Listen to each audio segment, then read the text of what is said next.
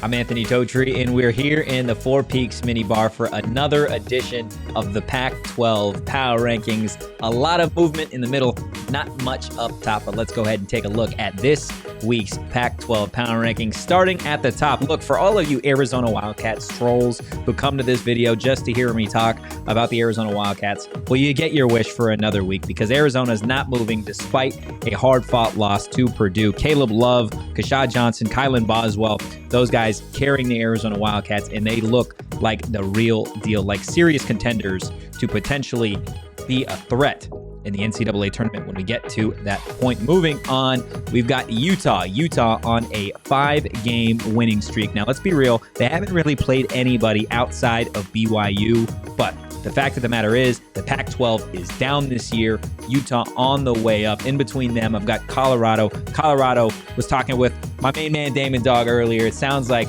the Buffs and the Wildcats, as it stands right now, are the two teams probably headed to the NCAA tournament. When we get to that point, Utah could be a sneaky third. Taking a look at Oregon State, talking about another team piling up those wins. It's been 4 straight for the Beavers after a really rough start with losses to Nebraska, Baylor, and Pitt. But they have won some of those games handedly. Fully expect Oregon State to slip a little bit when we get to Pac-12 play. Now, the bottom of the conference, UCLA, USC, Arizona State sit at 8, 9, and 10. Guys, let's get it together.